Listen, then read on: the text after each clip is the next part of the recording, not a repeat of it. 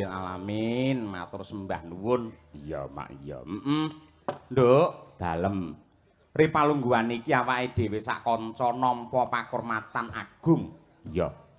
Iki sowan ning lapangan SMA Negeri 1 Sukoharjo ya, Mak. Dalam rangka ya kuwi tasakuran hari ulang tahun SMA Negeri 1 Sukoharjo yang ke-64.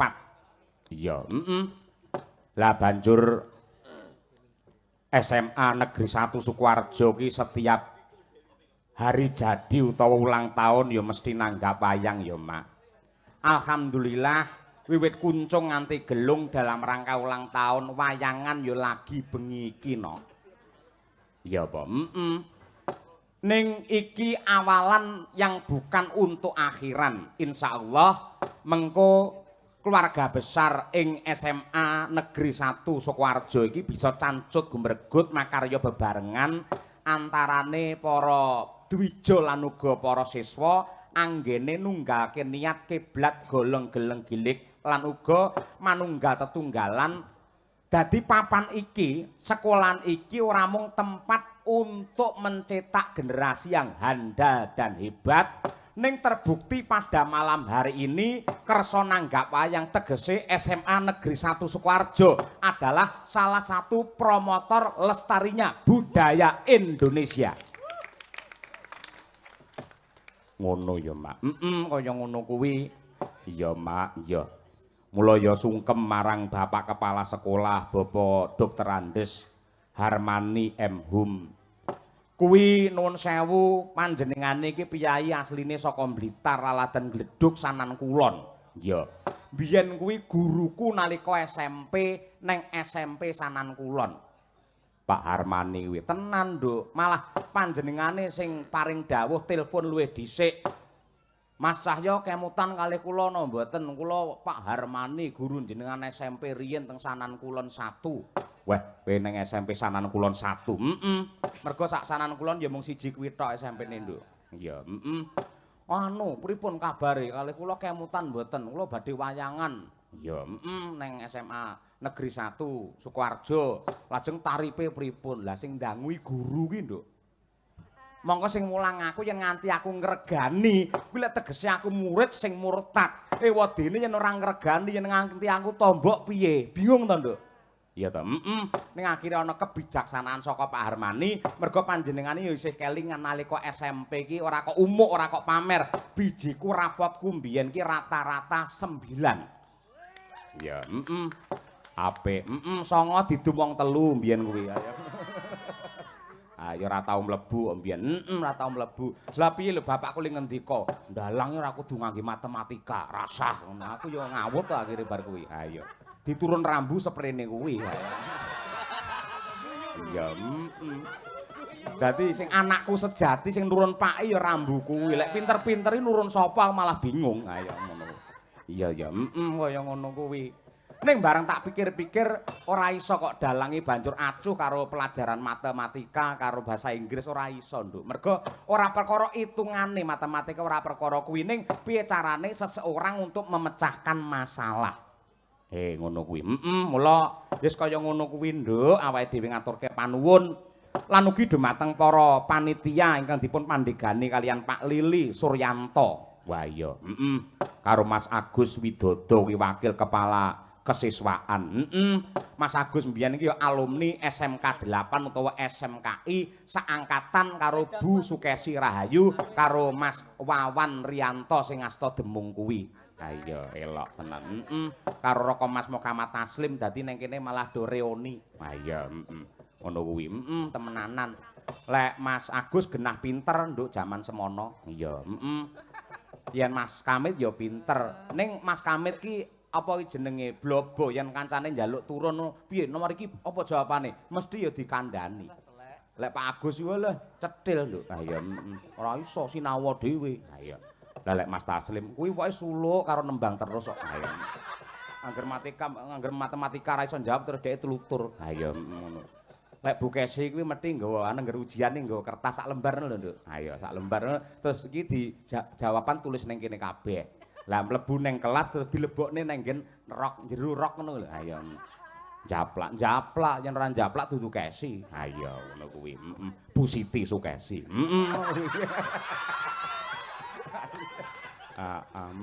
Siti lunga tapa kaberi. Nganti seprene urung jugar anggene tapa kandha Siti. Ha iya ngono kuwi. Elok. Ugi dipun rawuhi para pepunden selaku Kepala Dinas Pendidikan cabang dinas. Wah iya, wilayah 7 Jateng ugi dumateng Ketua Komite lan ugi DPR RI Pak Muhammad Tuha ya rawuh, Ketua Yayasan Veteran Bapak Dr. Andes Bambang Margono uga kepareng rawuh dan juga mewakili sekolahan mengucapkan terima kasih kepada para alumni, para donatur yang telah membantu banyak sehingga terwujudnya pagelaran wayang kulit pada malam hari ini. Wabil khusus yaitu Bapak Menteri Perdagangan yang hampir 90% telah membantu terwujudnya acara malam hari ini. Wah iya, sembah nuwun. Lan iki para siswa kabeh mula do mirsani wayang adik-adik murid iki mbok kelas pira kuwi saka SMA Negeri 1 iki kabeh do kepareng mirsani wayang mergo entuk tugas saka Pak Guru Bu Guru supaya menyusun sinopsis apa saja adegan pada malam hari ini. Wah iya apik kuwi, apik ngono kuwi. Yen ora ngerti takon karo Gemini utawa Google. Ayo. Ya ngono kuwi. Jos temenanan. Elok luar biasa. Kenapa to Mak nuwun sewu kok ulang tahun sekolahan kok dadak nanggap wayang ki apa ana manfaate apa ana gunane antarane budaya karo pendidikan. Ngene nok. Budaya dan pendidikan moral bagi generasi muda seperti halnya akar dan pohonnya. Kaya oyot karo wite. Yang artinya tanpa budaya yang kuat, pendidikan moral hanya seperti peraturan yang kaku dan kurang mendalam. Alasan budaya mempunyai peranan penting dalam membentuk moral kuwi antarane siji. Budaya memuat kearifan lokal yang telah teruji oleh waktu lan panjangnya usia. Ya. Nilai-nilai seperti gotong royong, tata krama, sopan santun, menghormati kepada guru lan orang tua disampaikan secara alami dan halus melalui seni tradisi. Ya. Lah angka loro di era global dan arus informasi yang melesat pesat tak terbendung mengakibatkan generasi muda mengalami krisis identitas. Pemahaman terhadap budaya memberikan rasa handar beni dan bangga atas warisan para leluhur kita. Ketika seseorang bangga terhadap identitasnya, maka mereka sudah memiliki benteng moral agar tidak mudah terbawa arus oleh budaya luar negeri yang kadang-kadang tidak sesuai dengan adat ketimuran. Ya, banjur moralitas seringkali sulit dipahami jika hanya diajarkan secara teori dan ilmiah saja. Mula budaya telah menyediakan media yang beraneka ragam melalui pertunjukan seni seperti wayang kulit yang menyampaikan nilai-nilai kebaikan, kejujuran, keadilan, kesetiaan, keteguhan hati, kepahlawanan yang disajikan secara visual dan indah sehingga lebih mudah diserap dan diingat oleh para penikmatnya. Ya, Lah, angka 4 ya kuwi kebanyakan tradisi budaya Indonesia berorientasi tentang kebersamaan, kekeluargaan, gotong royong, kerukunan yang semua itu sebagai fondasi untuk memperkokoh persatuan sebagai kekuatan bangsa. Lah, intisarine jadi budaya memberikan roh dan karakter bagi pendidikan moral sehingga proses belajar lebih relevan, indah dan dekat sebagai bekal yang kekal dan tertanam seperti halnya wit-witan sing ditandur sing nganti sak oyot-oyote kabeh kuat bisa berjalan dan juga hidup sepanjang hayat. Kaya ngono kuwi. Dadi budaya ki penting banget yang dilebokke ana ing pawiyatan utawa sekolahan. Iya, ora mung guru basa daerah, ning guru apa wae kudune ngangge budaya lambarane anut karo wilayahe dhewe-dhewe. Mergo iki pancen ya kuwi warisane para leluhur sing sapa sing bakal nerusake lan nglestarekake yen ora wong-wong kene dhewe. Iya. Mula donga kanggo keluarga besar SMA Negeri 1 Sukoharjo piye, Mak? Dongaku men ora kalah karo bapak-bapak ning ngarep ya nggunakake parikan utawa pantun. Ngibarate tuku telo karo nanas SMK Negeri 1 Sukoharjo religius, cerdas dan berintegritas. Ayo. Tuku telo karo blewah SMA Negeri 1 Sukoharjo selalu berkah dan barokah. Amin. Tuku telo karo tomat SMA Negeri 1 Sukoharjo mencetak lulusan yang handal dan bermartabat. Ya, Tuku telo karo gedang SMA Negeri 1 Sukoharjo tiap tahun muga-muga tetep nanggap wayang. Amin. Amin ya rabbal alamin. Sembodo Kang Jinangka, rahayu Kang tinemu, basuki Kang Kaesti. Ya, Allah Allah Allah Allah Maha Agung.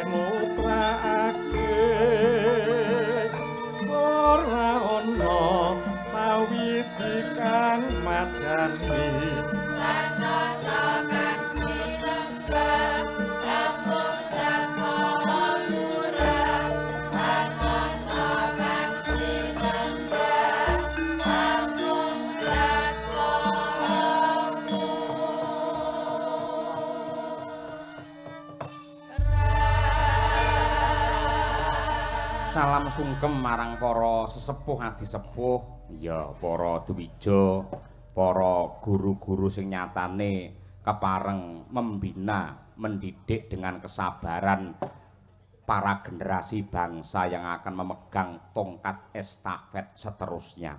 Pancen kaya mengkono. Ya semoga-moga SMA Negeri 1 Sukoharjo yang ulang tahun ke-64 tetap menjadi sekolah yang kuat dan hebat. Amin ya rabbal alamin. Titikane sekolah sing hebat ki piye to, Mak? Yen kanggoku lho ya, Nduk, iki pendapat lho. Titikane ciri-ciri sekolah sing hebat kuwi tidak hanya menerima siswa baru yang berpotensi untuk mengangkat sekolahnya menjadi berprestasi, namun mau menerima calon siswa yang lemah dan dicetak menjadi generasi yang gagah sehingga sekolahnya menjadi indah, megah, penuh dengan barokah. Itulah sekolah yang hebat. Iya, Mak. Kaya ngono kuwi. Bener kepara nyata. Wis pokoke semarem tanpa upama dene antuk pakurmatan marang mliginipun Bapak Harmani sing wis tresnani karo awake dhewe nganti seprene. Nduk. Lek kepareng wayangan janjane wis suwe nalika panjenengane ngasta ning Majalaban ndek mben ya arepe wayangan ning delalah keterak Covid kae dadi ora sida. Ya, Terus bareng panjenengane ngasta dadi kepala sekolah ana ning kene akhire kelakon bengi iki wayangan muga-muga nganti rampung kalis saka Rubido lan Panggoda Pangrencana ora mung dadi hiburan ning menjadi tontonan yang penuh dengan manfaat. Ya, Lah iki gandeng enek dosen, Nduk. Sapa? Ibu Sukesi Rahayu, sarjana seni magister seni. Ayo. Wis juga ranggene topo. Sampun. Monggo Bu Kesi, mestine ya ada apresiasi atau cara wong medhayohi kula nuwune kepiye marang para warga ageng, para pepunden ing SMA Negeri 1 Sukoharjo. Ayo, Duduk. Ngene.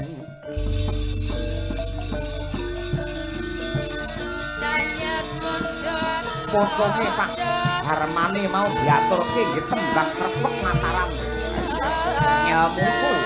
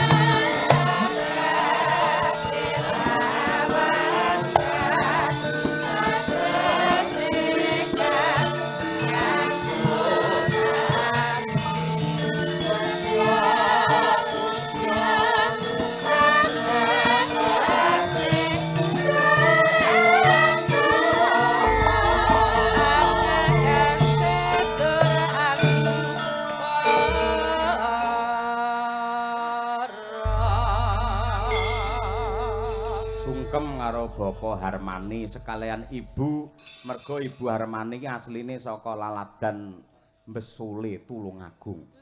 Lho piye? Kaya ngono kuwi. Ayo, nggih. Inggih Pak Dalang, kepareng badhe matur sugeng dalu. Assalamualaikum warahmatullahi wabarakatuh. Waalaikumsalam warahmatullahi wabarakatuh. Niki ben sami melek padang ngoten lho Pak Dalang. Terus pamirsa lan ugi para tamu dipun sapa kanthi salam ngoten. Nggih. Kula nuwun. Monggo. Kula nuwun. Kula nuwun. Nggih. Sik to aku ora rampung lho Pak mulai aku maturi lho. Dadi aku kudu guyu mau lho. Gara-gara Mbak Siti kuwi mau. Iya. Terus piye? Kula nuwun. Kula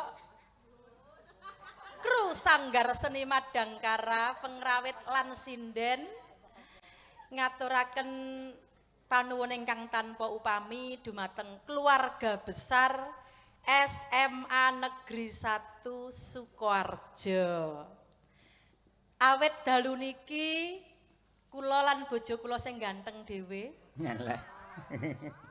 sampun dipun paringi kehormatan nglipur keluarga besar SMA Negeri 1 ing adicara Dies Natalis utawi ulang tahun ingkang kaping 24 tahun.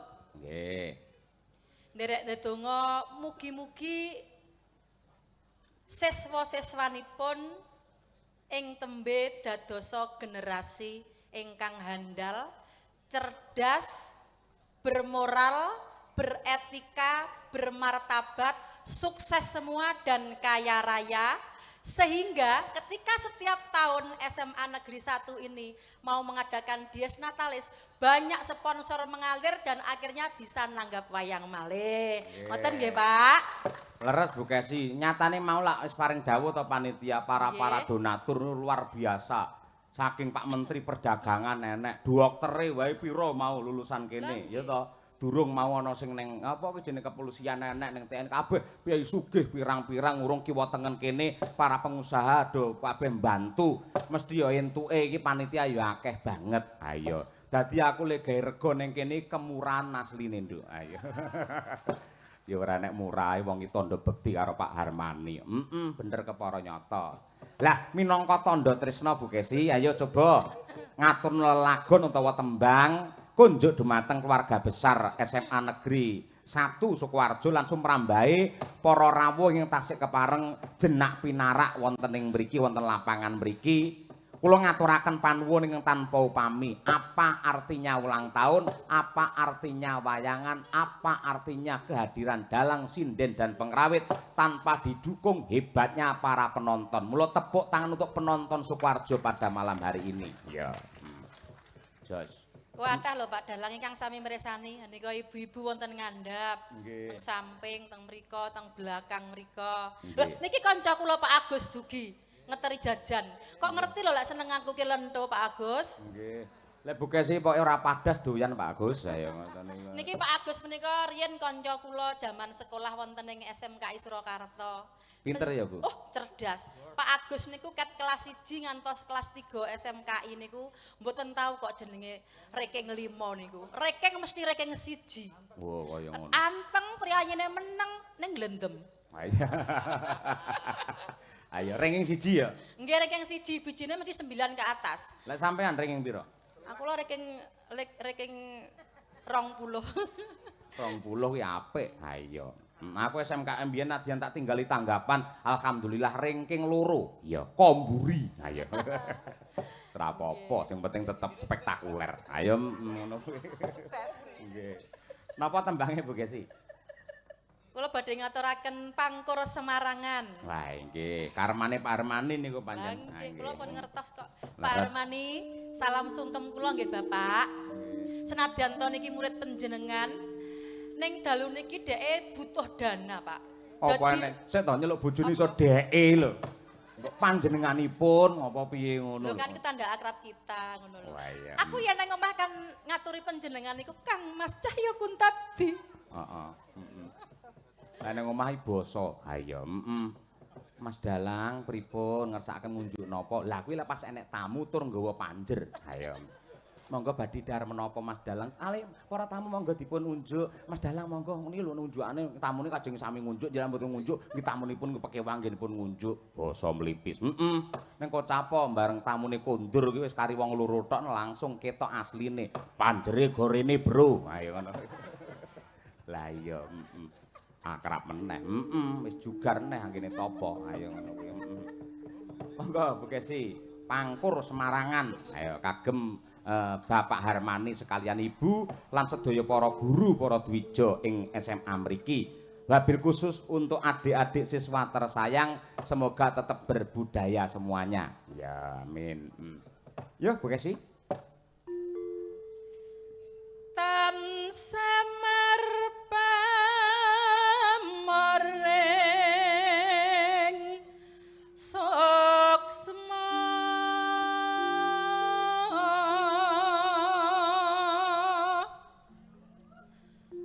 sinuksmaya.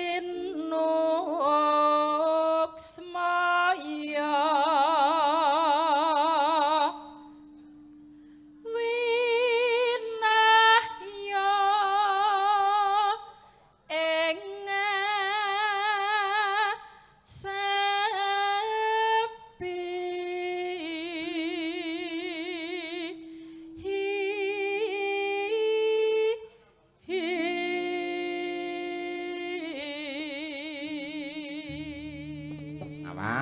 konsentrasi penuh nyebut asmane pangeran mergo ngambah nada tinggi. Ayo.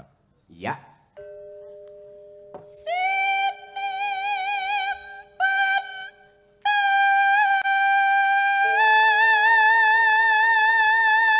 Alon-alon Bu Kesi. Tarik napas.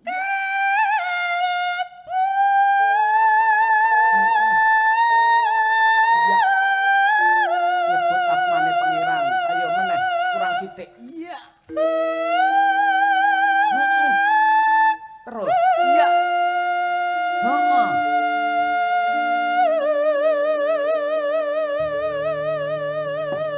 Alhamdulillah wis lair lanang. Ayo. Kaya wong bayen ya malahan.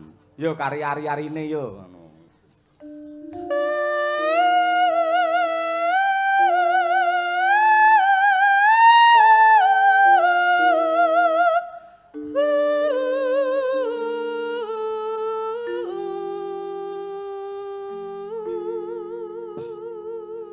Elok, men saya semangat para lenggah nyuwun tepuk tanganipun untuk Bu Kesi Rahayu. Wah, power jos, power magic.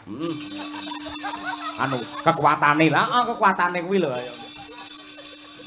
Lho, mergone aku powerku banter semangat iki mau mergo aku ditresnani karo Pak Karmani. Pak Harmani. Pak Harmani.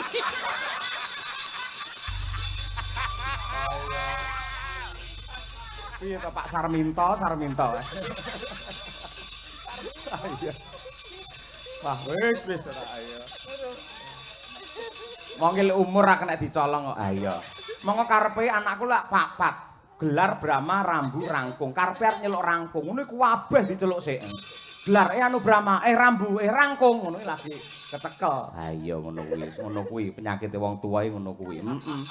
Padha aku ya ngono kuwi. Ayo. Jas pokoke. Lah iya, kene kan ben kanca-kanca ki seneng. Yo. Ya, ben ngerti lek make iki ya lucu ngono lho. Iso lucu. Upama ora nek bintang tamu dagelan iki make iki wis lucu dhisik ngono lho. Heeh, tur lucune ora digawe-gawe. Ayo, etok-etok salah. Ora etok-etok pancen salah tenan, Nduk. Heeh. Terus saiki Bu Kesi bar operasi telinga iki wah jan elok luar biasa. Wah, angger krungu apa jenenge bledek jeduer ngono. Pak, bledek saiki kok banter-banter ya, Pak. Rumangsane pas urung operasi ndek bene lirih jare ayo. Lah ndek bene mari kemropok kok, Nduk. Genah aku arep Jumatan. Sik rada sudorungon mbiyen lho, ayo. Bu Kesi aku njaluk Dek duwe 50 nggih ning infak ning masjid engko. Ora enek Pak, eneke 50. Lah piye ngene jajal? Yakin sumpah ngono kuwi. Mulai mari guyu. Ayo tunggale wong budhek ketemu karo wong budhek lho. Critane nuntun sapi. Lanang mau wedok murah ngono. Lah tak kira wedok. Lah ngono iki lha padha budhek ya to. Ayo. Nek ora apa-apa saiki wis tengen kanan kiri wis balan. Heeh, wis apik ayo. Operasi kok loro kabeh dioperasi. Ayo elok tenan. Ya ning sampean lek ora aku budhek mbiyen lek ora ngurangi rasa tresnamu karo aku to, Pak. Loh, malah tresno jaman sik budhek kae Bu Kesi. Jadi aku njaraki omongan karo sinden iki dhek ora krungu. Aku ngrasani Bu Kesi iki dhek ora krungu terus takon kancane, "Kuwi mau ngrasani aku?" Ora. Oh ya wis, tujune aku kok budhek. Ayo ngono kuwi apik jan temenanan. Ayo. Mbiyen tau kok tak gathukne karo wong sing ngono kuwi. Ayo tak celuk kowe rene ngene Bu Kesi. Ayo. Jagong ana, padha le sudorungon. Ayo, heeh. Apik kae. Kon ndi? Kok kamar mandi. Oh alah tak kira kok kamar mandi. Lah. Piye Jal? Ayo, ora kaku ngono ayo. Ya aku pas zaman aku sik rada sudorungon niku to, Pak. Aku paling sungkan, paling wedi, paling ndredeg lek jagongan karo maratuaku Mbah Sakron Suwondo. Tenan aku paling sungkan. Mbah Sukron Suwondo, sakron ora. Nggih. Mosok wis ganti to? Ganti ora nggih. Mbah Sukron Suwondo. Nggih, Mbah Sukron. Piye jagongan piye? Angger jagongan karo Mbah Sukron niki pertama ki Mbah Sukron iki ngendikane akeh ngono kuwi. Terus aku, "Napa, Mbah?" Mbah Sukron baleni meneh. Mau ngendikan apa, Mbah? Bali sampai pengen telu. Mbah Dok, ngono kuwi. Sampai ngoten niku nate ngoten niku. Ora apa-apa Bu Kesi. Mbiyen iki tau kok pas anu tak jak jamaah delalah pas tarawih pertama ngono kuwi. Kancane wis amin, dhek muweneng esikan. Bareng wis rukuk dhek lagi amin. Ah iya, ora apa-apa sing penting wis sehat saiki. Wah, sehat tenan, jos temenanan. Wah, ragil mleren kok, Nduk. Ah iya ngono kuwi. Temenanan. Iki mau ijik ya Bu Kesi ya? Oh, tasih. Lah aku yo lalen padha ae. Ayo lan. Ayo, terus. Pambukaning warna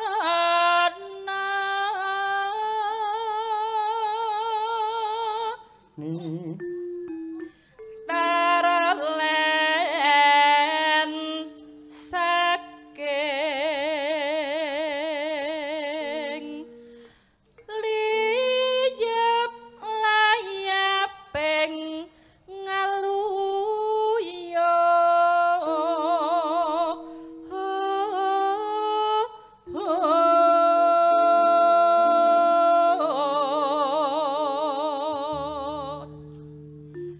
pindha pecating supena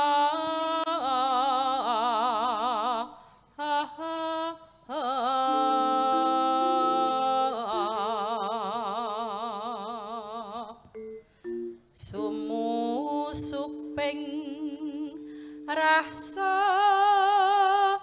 jati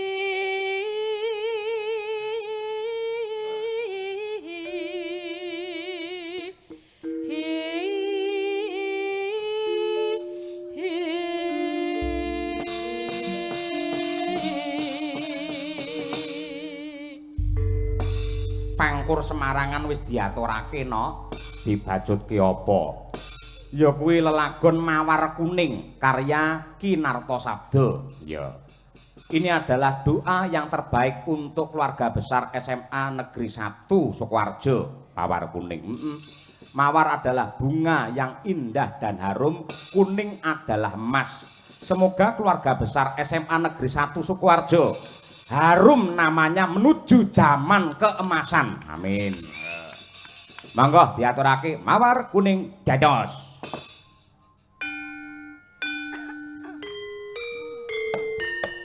Berdiri bukan sira apa ya.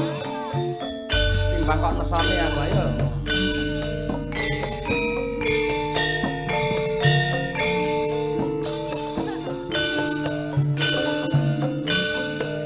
Tunggal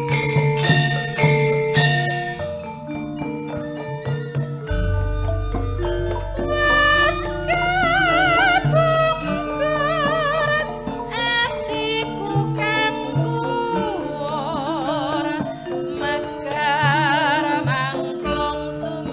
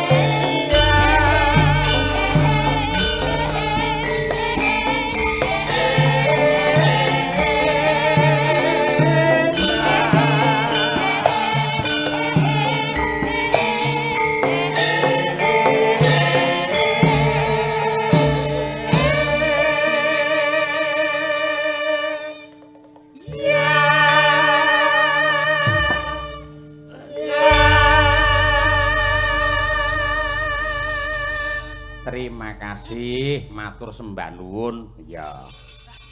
Wilujeng Niskala. Iki malah akeh banget sing kepareng nusul. Ya. Kuwi anakku wedok. Sapa jenenge ya? Sapa jenenge? No. Lutfiana saka Giri Tantra Wonogiri. Ayo. Ya, malah iki ana sing kadang-kadang seniman dari negara Chile. Apa to? Kuwi siswane Cak Bagus Bagaskara bertiga rawuh rene nonton wayang mergo ada salah satu seniwati saka Chile sing jenenge Mbak Sofia. Kuwi ya ajar mayang tur mayange ora purwa ngene iki. Mayang Panji. Wah, elok Panji tengkorak. Udu ngawut ae ora. Mayang Panji kae lho, ayo Kediri kae lho, ayo. Coba, Nduk, ayo. Luciana, kene, coba. Ado iki saka Wonogiri, ayo karo ibune barang. Wah, iki nuwun sewu menika Bapak Ibu, Pak Armani menika ngapunten tunanetra ning pemuncai bakat multitalenta sing nyatane suarane nggegirisi. Ayo, oke. Dan Assalamualaikum. Waalaikumsalam Pak Cahyo. Nggih, alhamdulillah. Niki teng pundi pun pirsa Mbak Lutfi? Empun. Teng pundi Jaja? Teng Sukoharjo. Sukoharjo. Sekolah napa niki? SMA Negeri 1. Sukoharjo nggih? Nggih. Elah, nggih luar biasa dalam rangka ulang tahun yang ke-64. Ngoten nggih? Nggih. Kok nganti keroyo-royo jenengan keng Giri Tantra Wonogiri nyusul mriki niku sebabe napa? Derek ajar Pak Cahyo. Ajar. Nggih. Nuwun sewu ingates jenengan niku generasi era sekarang kok iso ajar nyinden niku napa mboten isin napa mboten malu? Mboten. Sebabe napa? Pengen melestarikan budaya Jawa. Wah, elok tepuk tangan ya. Wis muga-muga jos temenanan, Nduk. Ditekuni, Nduk, kaya mbak-mbak iki lho. Opor bebek cukup awake dhewek. Mbak-mbak sinden iki sekolah raga dhewe, SPP raga dhewe, kos kontrak raga dhewe. Pokoke dadi sinden ki cucuk, Nduk, timbangane drep. Ayo, kaya ngono kuwi. Lan kira-kira sampean arep nembang apa Cahayu? Nyobi jineman, Pak.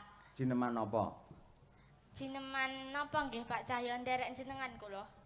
Wah, iki pelok apa slendro? Ayo.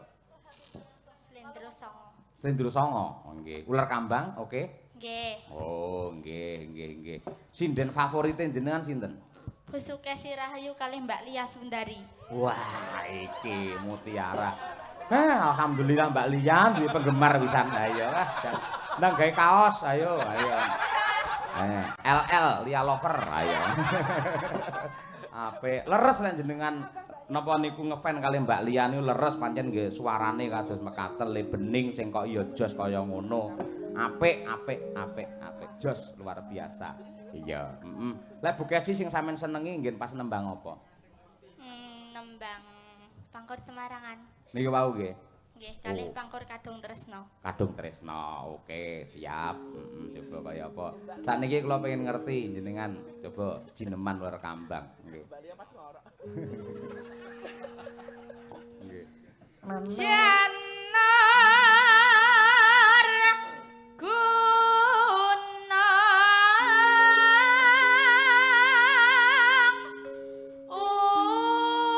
ukuran bundar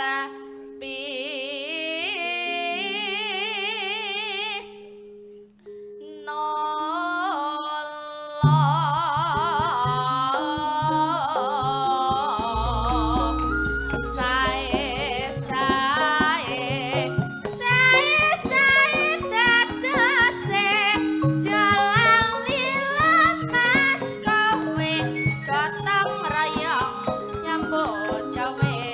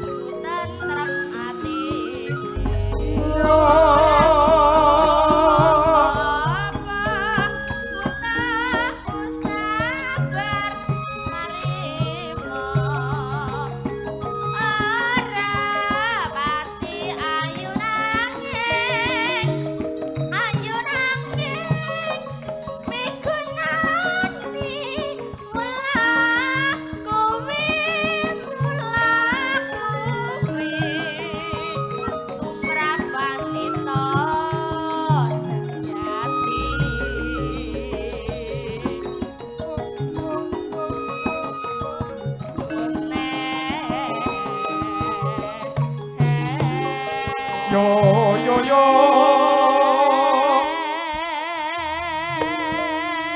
Yo. Kelas pinten to, Nok? Kelas pinten? Kelas gangsal.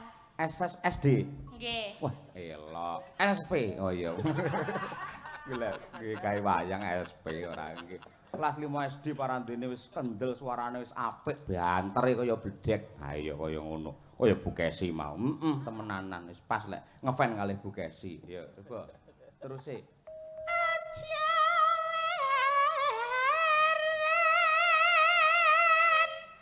yen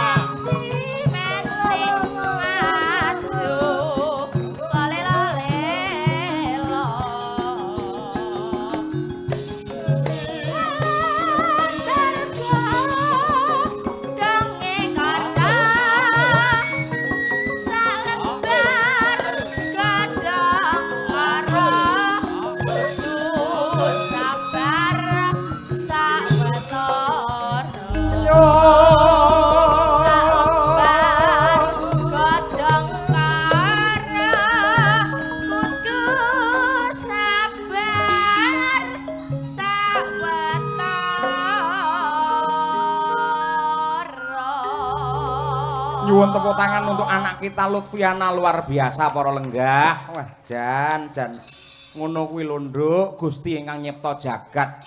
Saben-saben ana titahe sing duwe kekurangan mesti diparingi kelebihan sing luar biasa. Wah, nggih Pak, sembah nuwun katresnanipun ngono.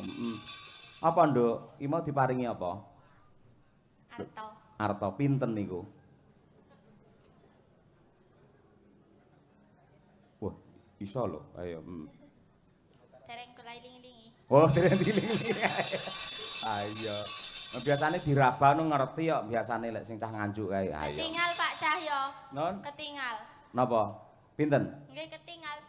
Ketinggal sedaya tapi sekedik. Oh, nggih. Ya muga-muga engko saya padang, Nduk. Wong jenenge pangeran ki ra kena kinaya ngapa. Sampeyan sapa ngerti akhire ngerti karo padanging swasana, satemah sampeyan iso melu mengibarkan budaya sehingga budaya kita tidak hanya dicintai orang dalam negeri namun sampai luar negeri semuanya. Ya, ngono nggih. Dijingkas jajal eman-eman, ayo dijingkas. Pelok genti pelok, langgam apa coba? Pelok. Nggih. Anu pun saged nika sing nyidro asmara nika. Ndek ben nate nembangke. Oh, pas teng bale panjang nika. Oh, nggih. Nggih. Mboten napa-napa. Nggih, mboten napa-napa. Oh, Diulangi, nggih. Kula mawon wayangan serpek ping 1000 ya mboten napa-napa. Nggih, coba saiki pangkur sing pangkur Macapat mau lak Semarangan. Ayo, men ngerti bawa kaya apa Lutfi. Ayo. Nduk. Matek seri angkling Dharma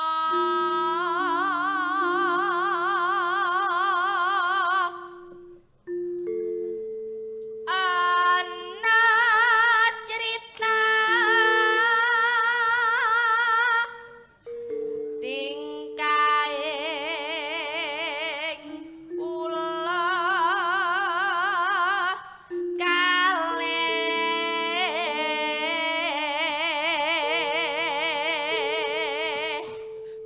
Nano. ingkang samya cumburayu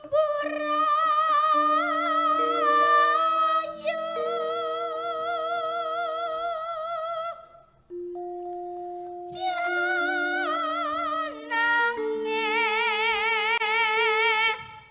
ula tanpa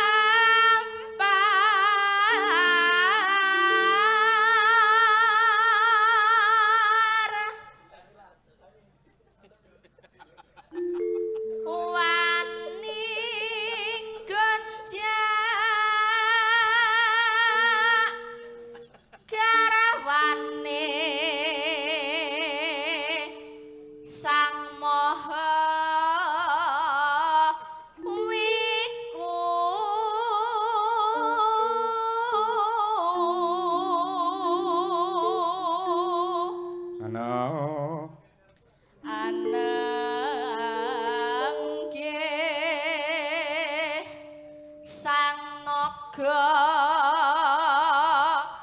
raja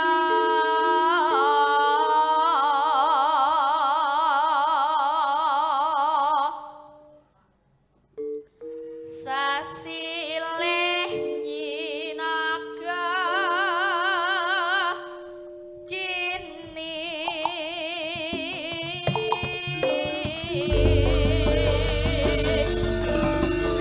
Cahyas mojo atmojo kandali sada atmojo kandali sada wong gelar pradangga pamulus Langgam Hidro Asmoro karya Ki Haji Sukron Wondo Blitar. Ya.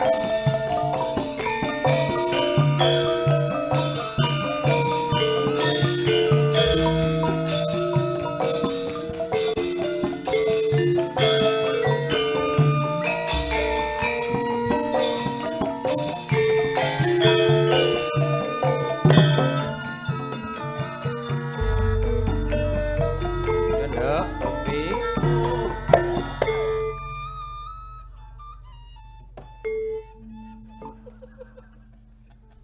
Kenangan Sri Angkling Dharma Mlebu Rama Seger no. Ya.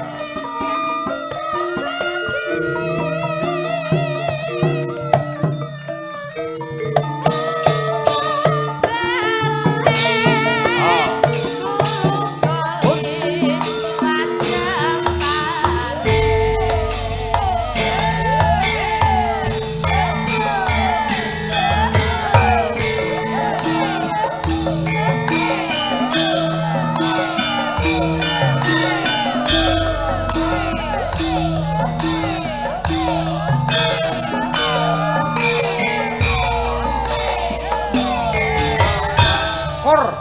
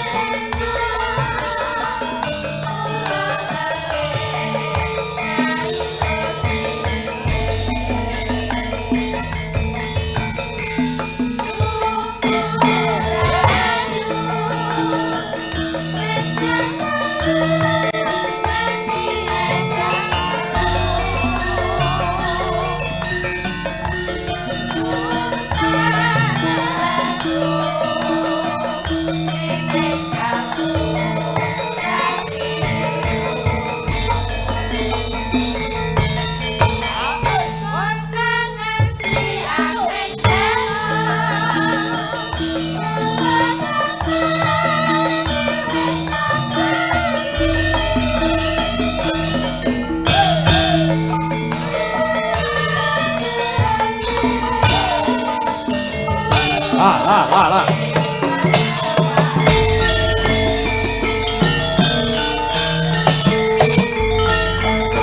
Sekali lagi tepuk tangan untuk Lutfiana luar biasa. Gitu. Matur nuwun, Nduk, saged pinarak malih. Nggih. Ya. Sik, Nduk. Ah, dicangoni Bu Gesi. Pak Dalang ra nyangoni iki piye? Nah, duwike kok go kabeh kok nyangone piye to. Ayo. Yo tarung nyangone diberi apa apresiasi apa piye ngono. Nduk. Bu Kesi wis bolak-balik mireng ning suarane sampean niku jangan nganti terenyuh, nangis nganti sampean dadi sinden viral ning TikTok karo YouTube. Akeh wong do trenyuh mergo keluwiane sampean. kelebihane sampean iso nyinden ya, Nduk. Tetap semangat ya, Lufti. Nggih, Bu Kesi. Jangan menjadi sombong ketika kamu menjadi orang sukses dan pintar. Nggih. Namun kecerdasanmu nanti adalah untuk mengukir sejarah bahwa Lufti akan bermanfaat di Wonogiri mengembangkan seni sesindenan. Amin. Ya, Nduk, sangune nyedak Bu Kesi nene, Nduk. Pira pengen sangu pira? Kiri, rata kiri. Bukan sih sing nyedak, Bu. Ayo. Ya, Nduk, aku lek cah ngene iki ra jan ra mentolo tenan. Semangat ya. Makasih, Bu Kesi. Aja lali soalnya ning daleme Bu Kesi nggawa gaplek ya. Pak njaluk ijol lho. Bu Kesi iki senengane diwul. Ayo. Nggih, terima kasih. Nggih, matur nuwun. Sok tanggapan cedak-cedakna nyusul ya, Nduk. Heeh, Nduk. Iki sayange adoh-adoh. Iya, lekte.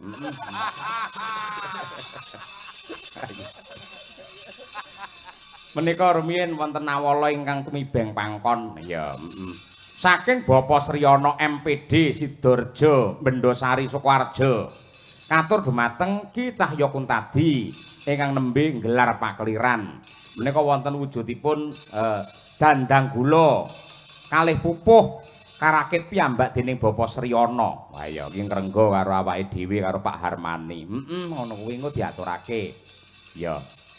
Ana meneh nduk saking bapake Nanda Caksi Wonogiri udu ngono. Nyuwun langgam sambung wanci dalu Taman Sari. Ingkang nyekar Bapak Susanto. Matur nuwun saderengipun. Wah nggih. Wah iki aku bingung tenan nong, wacenen. Weh aku waca nong, Pak. Nggih.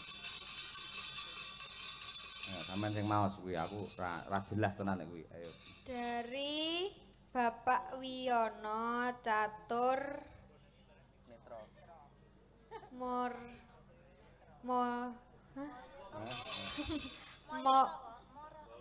apa ya? Mau kokui. Ngisore aja Ya, malah arep itulah. buka cukup duwe. Kok sing to? Boten soalnya niki tulisannya agak kesini nih loh. Mau. Yus itulah Pak pokoknya Pak Catur ya Pak. Nggih, ngisore. Putra Bapak Utomo Lamu Grup. Leres Lamu Grup. Lawu. Oh, Lawu Grup. Larso, ayo. Terus piye? CC 96 Mobilindo. Oh, CC 96 Mobilindo. Apa kuwi maksude? Anu Pak ini showroom mobil. Oh iya. Ya. Layak neng kono enek gambare mobil, bae showroom lho kuwi. Ayo. Mundi lho wonten nak. Kuwi lho, neng pojokan iki enek ora? Ndak ada, mana Oh. lo coba. Berarti menggok wisan. Ayo. Terus ngisare apa kuwi? Delek. Dledekmu kuwi ora. Sing dledeki kowe kuwi ora. Ayo. Nggih. Derek Pak, derek. Nderek iso ndledek lho, ayo. Wah, wis bocah le. Negatif, ayo. Ayo. Derek. Mangayu Bagyo. Disnatalis 64 SMA 1 SKH Sukoharjo. Alumni Semansa tahun 96, Pak. Oke, terus Antuk bekti sedaya Bapak Ibu guru Semansa. ya. Sugeng mirsani mugi ringgit wacucal tansah sukesi. Hah? Sukses engko. Jojo. Sukses. Ayo, sukses. Ayo, wah dan bola bali. Bae sinden-sinden kok omong bae yo kacau kabeh bae ayo. Ledek ayo. Wis ayo nggih. Nggih sembah nuwun. Menika Bapak Sriono MPD monggo mriki Pak. Nggih, katuran pinarak mriki menika karyan jenengan dasare ya menika ngrengga magepokan kalian ringgit dalu menika dalam rangka HUT SMA Negeri 1 Sukoharjo. Ayo diaturi pinarak mriki. Monggo Pak. Duduk. Pak Sriono MPD, monggo Pak.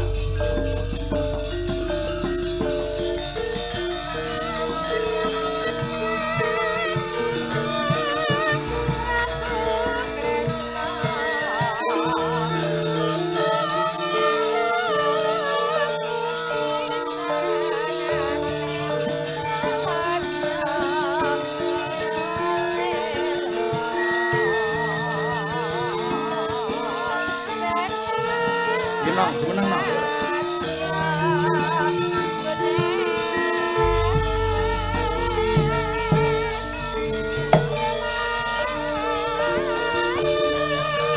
Tok tok tok tok tok.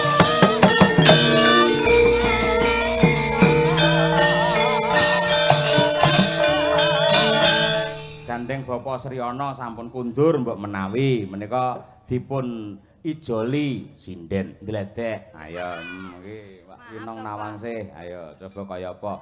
Kowe tak aturi mau wis aku wis omong to, Nduk. Napa, Pak? Garwane Pak Kepala Sekolah ki saka Besule. Campur darat to wi? Nggih. Ah, Mboten. Ngendi? Besule niku kecamatan sendiri, Oh, kecamatan sendiri, Besule. Oh iya iya iya. Ada. Tujune kok elekne. Ayo. Ya, gandeng sampean lah. Ya cah Tulungagung. Nggih. Ah, wis klop, wis pas ngene iki jenenge. Nggih. Piye? Napa? Arep matur apa sik karo Sagung Para Lenggah? Oh, Sagung Para Lenggah. Nggih. Nggih, kula Winong nderek tepang amargi kula jarang napa nggih tanggapan teng mriki dados kula nderek tepang rumiyin. Kula Winong matur nuwun Bapak Ibu, Mas, Mbak, Adik sedaya sampun meluangkan waktu untuk menonton kami. Gitu sudah begadang. Terima kasih. Nggih, nggih. Ya, selamat ulang tahun juga untuk SMA 1 Sukarjo. Semoga lulusannya lulusannya sukses. Terus spektakuler, terus sekolahannya semakin maju. Nggih. Seperti itu, Pak. Amin, amin ya rabbal alamin. Nggih, nggih. Iki ana pamundhut sambung wanci dalu oke? Boleh. Oh, nggih, sambung wanci dalu dikompliti sak bawane nong. Kuwi banjaran karyane Mbah Sukron. Ayo mau nyidra asmara saiki sambung wanci dalu. Heeh, kaya apa diaturake. Winong Nawangsih. Yuk.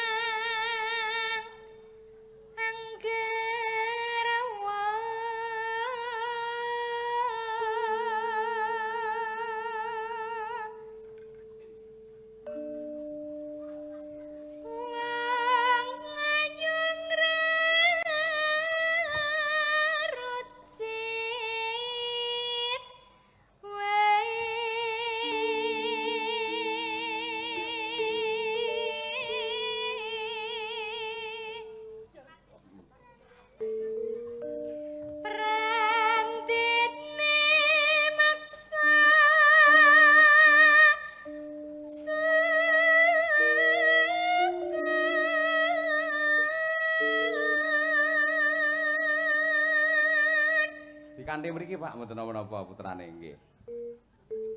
Terus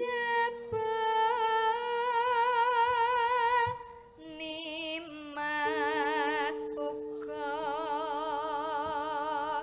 nanggepi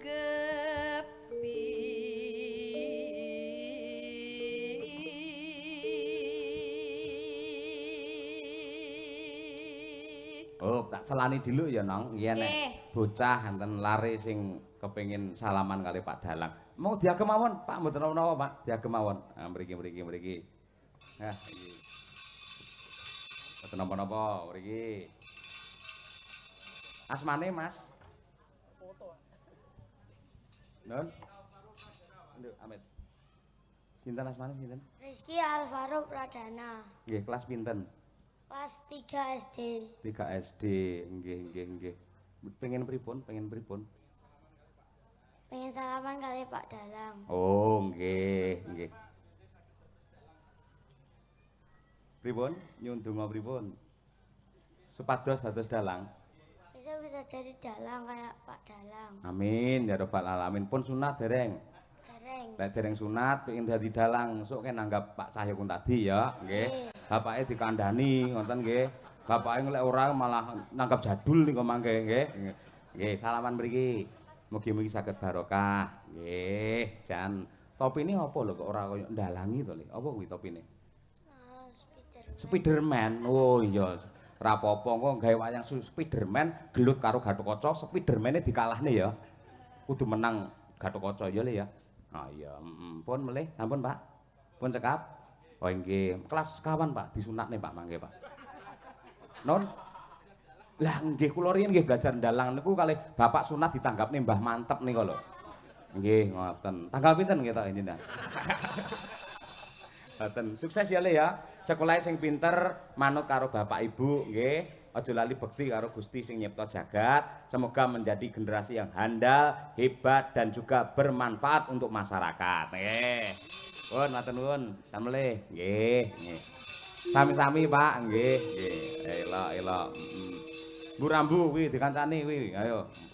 Rambu kuwi ya arep ndalang. Ning Sandusa dhek. Ayo. Kon mayang Purwa ora gelem kok. Ayo Sandusa, ayo. Tanding-tanding tak tandang tak Blitar dadi lahar. Tulungagung dadi Kedung, Kediri dadi kali. Ayo ngono kuwi terus.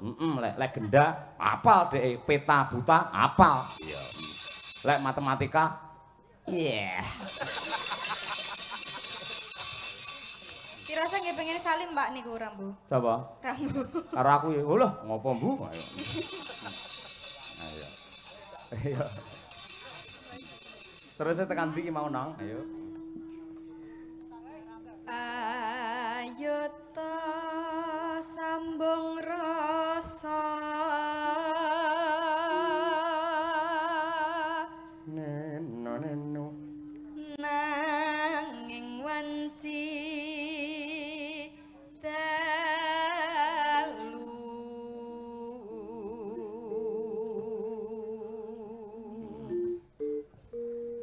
tan ana ingkang rupeda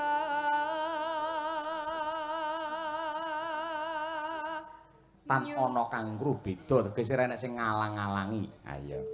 Nyun, ayo. nyun tak tresno nadyan mung srana piranti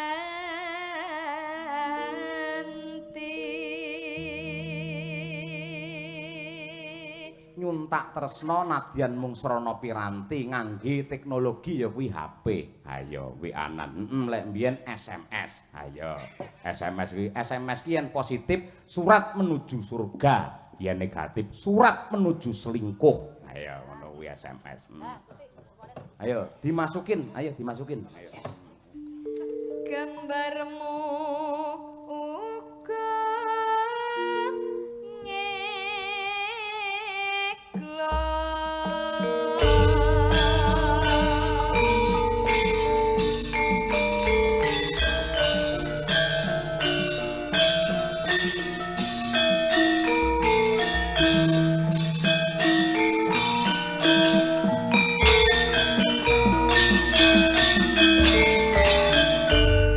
Arek nang sing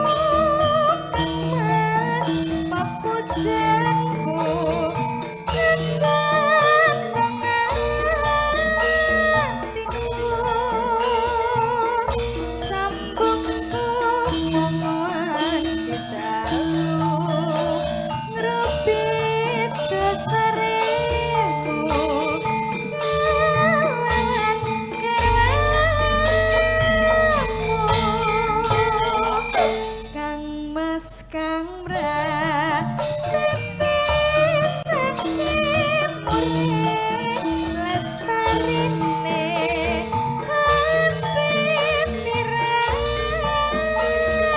piranti kan ana ingkang nyeruwe lagi penyaku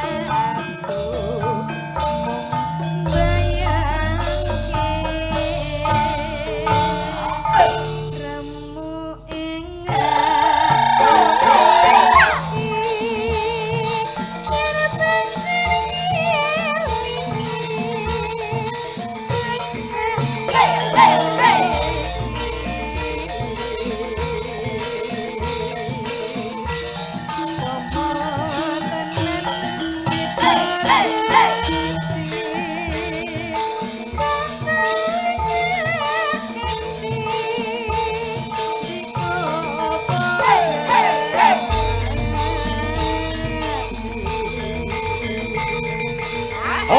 mendah boyo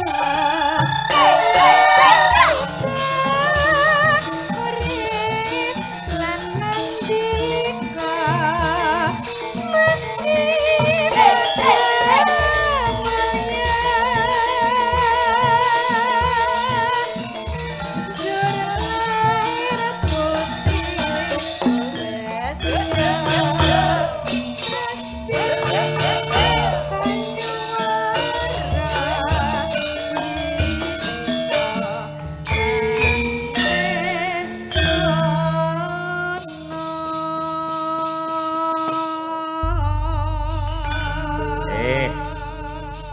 Matur sembah nuwun.